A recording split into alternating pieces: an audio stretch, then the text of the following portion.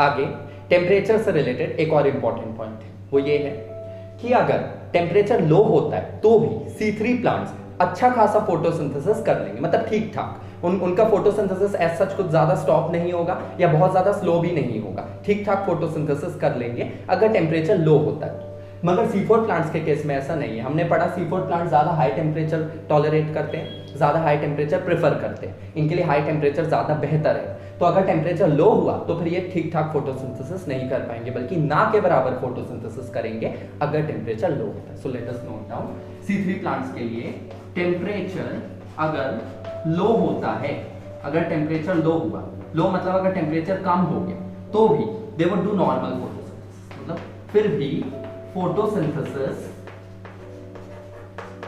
काफी अच्छी तरह से ये कर पाते हैं। तो मैंने राइट का साइन लगा दिया कि लो टेम्परेचर अगर लो है तो भी C3 प्लांट्स काफी अच्छा खासा फोटोसिंथेसिस कर सकते हैं। मगर C4 प्लांट्स के केस में अगर हम वही चीज बताएं तो अगर टेम्परेचर लो हुआ, मतलब अगर टेम्परेचर काफी गिर गया या फिर नीचे हो गया, तो उस केस में ये ज्यादा कुछ खास फोटोसिंथेसिस नहीं कर पाएंगे, बल्कि नेग्लिजिबल फोटोसिंथेसिस। तो फोटोसिंथेसिस इज नेग्लिजिबल। नेग्लिजिबल माने ना के बराबर, इज नेग्लिजिबल माने बहुत ही कम, नेग्लिजिबल। तो अगर टेम्परेचर लो होता है तो C3 प्लांट्स अच्छा खासा फोटोसिंथेसिस कर लेते हैं, पर C4 प्लांट्स नहीं कर पाते हैं। अगला पॉइंट, एक इंटरेस्टिंग पॉइंट है यहां पर, वो ये है कि स्टोमेटा क्लोज होने के बाद C3 प्लांट्स में फोटोसिंथेसिस स्टॉप हो जाता है। मैंने आपको बताया था स्टोमेटा क्या होता है। स्टोमेटा बहुत टाइनी पोर्स होते हैं, बहुत छोटे छोटे छिद्र होते हैं जो लीफ के लोअर एपिडर्मिस पर मिलते हैं। स्टोमेटा अगर ओपन है तो फोटोसिंथेसिस होगा, अगर स्टोमेटा क्लोज हो गया तो फोटोसिंथेसिस भी स्टॉप हो जाएगा। दिस इज नेचुरल, ये कॉमन सेंस की बात है। मगर C4 प्लांट्स में ऐसा नहीं होता है, फोटोसिंथेसिस स्टोमेटा के क्लोज होने के बावजूद भी चलता रहता है। सो लेट अस नोट कि C3 प्लांट्स में अगर स्टोमेटा क्लोज हो गया, late us right that, stomata अगर क्लोज हो जाए, स्टोमेटा अगर क्लोज हो गया तो भी फोटोसिंथेसिस होता रहेगा, सॉरी, तो फोटोसिंथेसिस भी स्टॉप हो जाएगा। अगर स्टोमेटा क्लोज हो गया तो फिर फोटोसिंथेसिस भी, लेट अस हाईलाइट दिस, कि अगर स्टोमेटा क्लोज हो गया तो फोटोसिंथेसिस नहीं होगा, यानी फोटोसिंथेसिस स्टॉप हो जाएगा। लेकिन वहीं अगर दूसरी तरफ आप C4 प्लांट्स को देखोगे तो स्टोमेटा के क्लोज होने के बाद भी, late us right that, stomata close हो गया, क्लोज,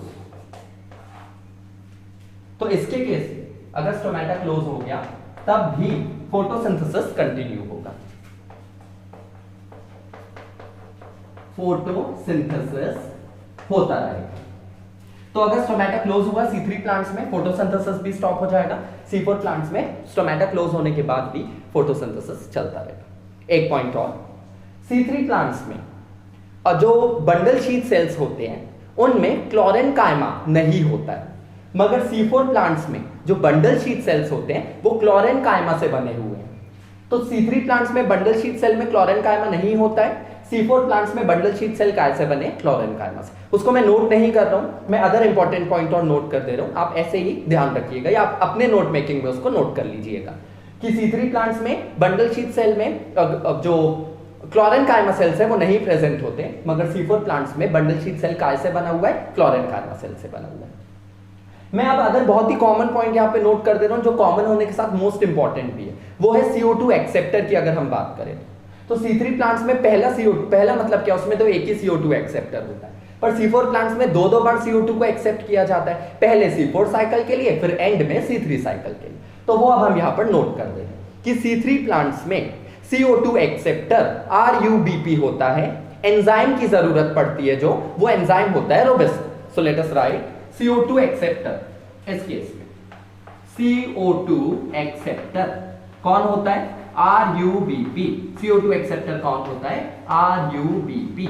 और यहां पर कौन से एंजाइम की जरूरत पड़ेगी वो भी हम अगर इसी में नोट कर दे दो, एंजाइम कौन सा लगेगा इसके लिए, रोबेस्को, which is the most abundant enzyme in entire living world, that is रोबेस्को। तो यहाँ पे रोबेस्को एंजाइम की जरूरत पड़ेगी। अगर हम C4 प्लांट्स में कार्बन एक्सेप्टर बताएं तो क्या होगा, उसमें डिफरेंस आ जाएगा। C4 प्लांट में हमें पता है पहले C4 साइकिल होती है, उसके बाद C3 साइकिल होती है, तो इनमें C4 प्लांट्स में जो कार्बन एक्सेप्टर होगा वो पहला होगा अपना पीईपी यानी फॉस्फोइनॉल पायरुवेट, और जो सेकंड कार्बन एक्सेप्टर होगा वो होगा आरयूबीपी, जैसा कि C3 में भी होता है, क्योंकि C4 प्लांट्स C4 साइकिल के बाद C3 साइकिल शो करते हैं। सो लेट अस राइट दैट कि इनके केस में, माने C4 प्लांट्स के केस में जो कार्बन एक्सेप्टर है और जो CO2 एक्सेप्टर है, CO2 एक्सेप्टर उसको हम दो में डिवाइड कर दें, A and B। A and B माने first and second. Late us right first and second, क्योंकि पहली बार कोई और एक्सेप्ट करेगा और फिर दूसरी बार कोई और, तो पहला और दूसरा। पहला CO2 एक्सेप्टर होगा हमारा फॉस्फोइनॉल पायरुवेट और दूसरा होगा RUB दूसरा। तो पहला है हमारा PEP यानी फॉस्फोइनॉल पायरुवेट। कौन से एंजाइम की यहाँ पे जरूरत पड़ेगी, कौन सा एंजाइम यहाँ पे मदद करेगा, वो होगा पेप्को, फॉस्फोइनॉल पायरुवेट कार्बोक्सिलेज। तो कौन सा एंजाइम मदद करेगा, पेप्को। और सेकेंड बार CO2 को कौन एक्सेप्ट करेगा, नॉर्मल C3 साइकिल के लिए वो होगा RUBP। और यहाँ पर कौन सा एंजाइम मदद करेगा, RUBP। और कौन सा एंजाइम मदद करेगा इसको एक्सेप्ट करने में, रोबेस्को। तो इतनी बातें तो मोस्ट इंपॉर्टेंट है। यहाँ पे एक इंपॉर्टेंट पॉइंट और छूट रहा है, वो है पहला स्टेबल कंपाउंड। तो आपको याद होगा C3 साइकिल के केस में पहला स्टेबल कंपाउंड होता है फॉस्फोग्लिसरेट, या उसी को आप फॉस्फोग्लिसरिक एसिड भी बोल सकते हो, यानी PGA, ठीक है। लेकिन C4 प्लांट्स के केस में पहला स्टेबल कंपाउंड कौन सा होता है, ऑक्सैलो एसिटिक एसिड यानी OAA। So let us note that down. जगह नहीं है तो मैं इधर पे लिख दे रहा हूं, पहला या अपन इसको पहले दूसरे में नहीं डिवाइड करके सीधे पहला स्टेबल कंपाउंड बता रहे हैं। तो पहला स्टेबल कंपाउंड इस केस में, that is right, C3 plants में फर्स्ट स्टेबल कंपाउंड, CMPD मतलब कंपाउंड है, फर्स्ट स्टेबल कंपाउंड कौन सा होता है, C3 प्लांट्स में फर्स्ट स्टेबल कंपाउंड होता है फॉस्फोग्लिसरिक एसिड, जो कि एक 3 कार्बन कंपाउंड है, यानी PGA, फॉस्फोग्लिसरेट, या आप उसे फॉस्फोग्लिसरिक एसिड भी बोल सकते हैं। वहीं C4 प्लांट्स में जो फर्स्ट स्टेबल कंपाउंड होता है, फर्स्ट स्टेबल कंपाउंड वो कौन सा होता है, ऑक्सैलो एसिटिक एसिड OAA, जो कि एक 4 कार्बन कंपाउंड है। एक और मोस्ट इंपॉर्टेंट पॉइंट, और वो है नंबर ऑफ ATPs जिसकी जरूरत पड़ेगी C3 cycle and C4 cycle में। सिमिलरली नंबर ऑफ NADPH2, तो कितने NADPH2 और कितने ATP लगेंगे C3 साइकिल में, और कितने NADPH2 और कितने ATP लगेंगे C4 साइकिल में। तो मैं यहां पर पहले लिख देता हूं C3 साइकिल के लिए नंबर ऑफ ATPs, यहां पर लिख दे रहा हूं मैं नंबर ऑफ ATPs। तो कितने लगते हैं, 18 माने 18। और यही अगर हम लोग number of number of NADPH2 बताएं, हम लोग C3 साइकिल की बात कर रहे हैं, तो नंबर ऑफ NADPH2 कितने लगते हैं यहाँ पर, 12। अब C4 प्लांट्स की तरफ आइए, नंबर ऑफ NADPH2 तो सेम रहेंगे 12, उसमें कुछ बढ़ेगा घटेगा नहीं, लेकिन ATP ये बढ़ जाएगा। रीजन हमने पढ़ा था C4 प्लांट्स फोटो रेस्पिरेशन की प्रॉब्लम को अवॉइड करने के लिए पहले C4 साइकिल दिखाते हैं, उसके बाद C3 साइकिल दिखाते हैं। तो C4 साइकिल में हर एक CO2 के लिए 2 और ATP एक्स्ट्रा जरूरत पड़ती है।